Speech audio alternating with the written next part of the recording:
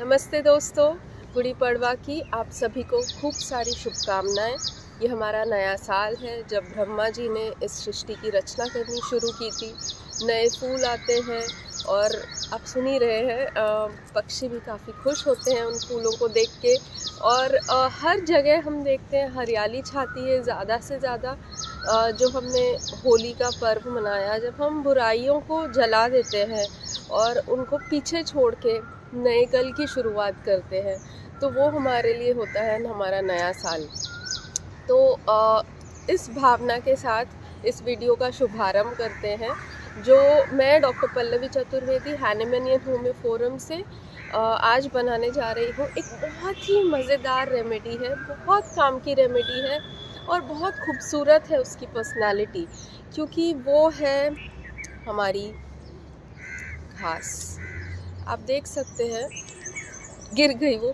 इतनी छोटी है यहाँ पे, क्योंकि आजकल ना काट देते हैं उनको, लंबा नहीं होने देते हैं। तो ये जो घास है आप देख सकते हैं इसका, और आप खुद भी जब घास में जाके बैठेंगे तो जब वो काटते हैं तो चुभती बहुत है, लेकिन अगर उसको ग्रो होने देते हैं ना तो जैसे हम लोग छोटे थे तो हमारे टाइम पे घास को इतनी जल्दी नहीं काटा जाता था कि वो चुभे, एकदम नरम, जैसे हम नंगे पैर भी उस पर खूब देर तक चल सकते थे। और घास की जो वैरायटी है वो बहुत ज़्यादा है, और इसका जो मेन इसको मानते हैं ना, इसकी मेन क्वालिटी है, उसको कहते हैं परसिस्टेंस। जो जो कुछ भी हो जाए वो डटी रहती है, हिलती नहीं है अपनी जगह से, वो वहीं रहती है। हवा यहाँ आई तो यहाँ, वहाँ गई तो एक फ्लेक्सिबिलिटी होती है, लेकिन वो टूटती नहीं है आसानी से, आपको उसको खींचना पड़ता है। तो उसके ऊपर आप कितना भी प्रेशर डालो ना, वो प्रेशर जाएगा तो वो फिर से खड़ी हो जाएगी। तो घास की बहुत अच्छी खूबसूरती है, और घास से ही बना है हमारा एक प्लांट जिसको हम बाम्बू कहते हैं। और बाम्बू के 1200 स्पीशीज़ हैं करीब। बाम्बू की ख़ास बात क्या है, जो वो ग्रास जो उसके जो स्टेम्स होते हैं, तना, वो इतना कड़क होता है, मज़बूत होता है और सीधे जाता है, सीधे उगता है। वो करीब 40 मीटर तक उगता है। उसमें ना जैसे हमारी स्पाइन होती है वैसे ही बीच में नोड्स एंड इंटरनोड्स होते हैं। तो जैसे हमारी इंटरवर्टिब्रल डिस्क है, तो इंटरवर्टिब्रल डिस्क होने की वजह से हम बेंड हो सकते हैं, राइट। तो वैसे ही वो बाम्बू जो पर्सनालिटी भी होगी ना, तो वो सिचुएशंस के साथ अपने आप को मोड़ती है, अपने आप को बेंड करती है। ऑल्दो उसमें खुद से खड़े होने की पोटेंशियल है, वो बहुत स्ट्रॉन्ग है, बहुत सक्षम है, बहुत कड़क है, उसमें बहुत कुछ करने की काबिलियत होती है, वो लोग हासिल भी करते हैं। तो इसकी पर्सनालिटी अगर हम देखें, ट्रेट्स देखें कि ये कहाँ से कहाँ तक जा सकती है, तो बाम्बू पर्सनालिटी जो शुरुआत में जो होती है ना, उसके बहुत अच्छे सपने होते हैं, और वो अपने आप को, जैसे आजकल की दुनिया में आप देखिए, कोई भी नया युवक है या युविका है, वो अपने सपनों को साकार करने के लिए इतना जोश से वो लोग शुरुआत करते हैं, है ना, कि हम ये करेंगे वो करेंगे, और खुश रहते हैं वो सपने देखने के बाद, ठीक है। तो वैसे ही ये पर्सनालिटी की जो कहानी की शुरुआत में, और उसको लगता है कि मेरी back delusion, as if back is loosen मतलब उसमें काफ़ी, जब इंटरवर्टिब्रल डिस्क जो अपनी जब स्पेस अच्छी बनी रहती है और मसल्स रिलैक्स रहते हैं, तो उसमें बेंड होने की, उसमें मूवमेंट होने की, अपनी फ्रीडम को एक्सप्लोर करने की, जब आप योगा, इसीलिए कहते हैं योगा करिए, तो हम हर एक वो मूवमेंट करते हैं जो हमारे पूरी बॉडी को फ्लेक्सिबल बनाता है। ये ना, जो लास्ट टाइम किसी ने मुझे क्वेश्चन डाला था कमेंट में कि आप ये क्या देखते रहते हैं, मेरे पर्सनल नोट्स होते हैं ताकि मैं बोलने में फ्लुएंट रहूं। तो अलग अलग जगहों से वो कलेक्टेड होते हैं और एक जगह कंपाइल होते हैं। तो कभी भी आपको भी अगर आगे चल के कुछ भी किसी चीज़ को याद रखना है, तो हमेशा चीज़ों को ना आप कंपाइल कर लीजिए, तो वो आपको याद रखने में मदद करेगा। तो जब ये खुश रहते हैं और उनको लगता है हम अपने सपने साकार करेंगे, तो उनको बहुत फ्लेक्सिबिलिटी रहती है, अपनी फ्रीडम जो उनकी आज़ादी होती है वो उसको बखूबी एक्सप्लोर करते हैं, अलग अलग जगहों पे जाएंगे, दूर दूर शहरों में जाएंगे और जो भी जॉब अपॉर्चुनिटीज़ आ रही हैं उनको वो लेंगे और बहुत अच्छे से निभाएंगे। लेकिन क्या होता है ना, हर ज़िंदगी, हर लाइफ में कहीं ना कहीं रुकावटें आती हैं जो हमको टेस्ट करती हैं कि तुम्हारे अंदर कितना दम है, तुम करके दिखाओ, है ना।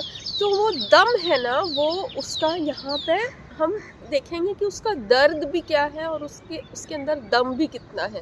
तो दर्द कहाँ पे आता है, जैसे बाम्बूजा में honour elements from honour wounded हो जाता है।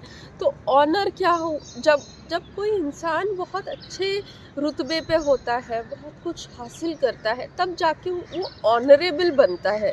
तो ऑनरेबल प्राइम मिनिस्टर मतलब कहीं ना कहीं वो कोई मिनिस्टर होगा छोटा मोटा, फिर उसने और काम किया तब वो चीफ मिनिस्टर बना, फिर और काम किया बड़े लेवल पे किया तब जाके वो प्राइम मिनिस्टर बना, तब वो ऑनरेबल बना, है ना।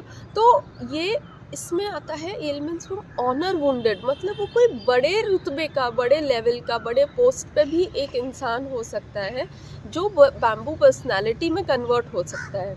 एलिमेंट्स फ्रॉम पार्चुरेशन है, पार्चुरेशन और fear as a fear pain in mammae करके है। तो ये जो डिलीवरी होने के बाद का समय है जब माँ अपने बच्चे को दूध पिलाती है, तो उस समय पे क्या हो जाता है ना, जैसे बहुत ही ज़्यादा कॉमन प्रॉब्लम है ये कि जब माँ अपने बच्चे को दूध पिलाती है उसके बाद में अगर बच्चा रोता है तो सबसे पहले ये कहा जाता है कि तेरे अंदर दूध बराबर नहीं आ रहा है, तू इसको ऊपर से दे, या फिर तू अच्छे से खाया पिया कर, खाने पीने पे ध्यान दिया कर, तेरे वजह से बच्चा रोता है। तो ये एक गिल्ट फीलिंग आ जाती है माँ को कि अरे मैं तो इतना कर रही हूँ तो भी मेरा बच्चा भूखा है, तो भी मेरा बच्चा रो रहा है। तो ये एक प्रॉब्लम जो जनरेट होती है उस टाइम पे, स्पेसिफिकली उस टाइम पे। ये मैंने सब बाम्बू के बारे में मैंने HHF में काफ़ी डॉक्टर्स से सुने हैं उनके केसेस, तब जाके मुझे ये अंडरस्टैंडिंग आई और मैंने इसको सक्सेसफुली अप्लाई किया क्लिनिक में। तो आप हमारे सेमिनार्स, वेबिनार ज़रूर अटेंड करिए, उससे आपको ना बहुत सारे आइडियाज़ जनरेट होंगे। एक बार देखने से, एक बार सुनने से नहीं होता है, इसीलिए हम अटेंड करते रहेंगे तो लॉन्ग टर्म सक्सेस होती है।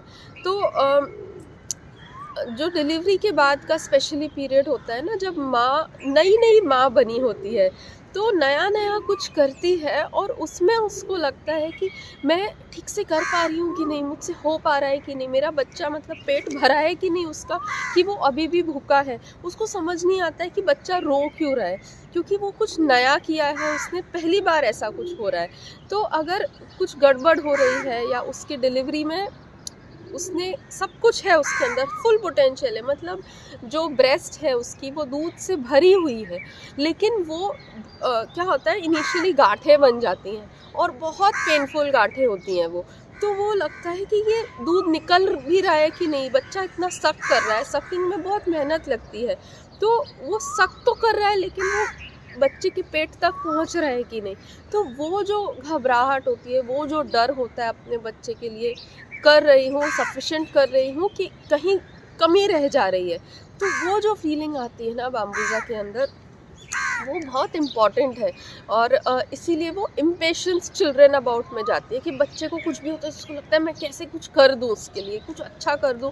तो एक ना सेंटेंस में मटीरिया मेडिका में पढ़ रही थी कि दोज प्रेगनेंसीज जो कि ना चाहते हुए कि नहीं यार मुझे अभी प्रेग्नेंट नहीं होना, जैसे आजकल की बहुत कॉमन है कि मुझे अभी प्रेग्नेंट नहीं होना क्योंकि मैं ना अभी बहुत अच्छे लेवल पे काम कर रही हूँ, अभी प्रेग्नेंट हो गई तो मेरा काम रुक जाएगा या मुझे ब्रेक लेना पड़ेगा, या बस इतने साल हो गए शादी को, चल अब बच्चा कर ही लेते हैं, क्योंकि ना फैमिली को भी रहता है कि उनका कोई तो भी जनरेशन चलती रहे, तो वो अपने वंश को चलाने के लिए बिन मर्जी से प्रेग्नेंट होती है, डिलीवरी करती है और फिर ये स्टेट में भी लैंड होते हैं।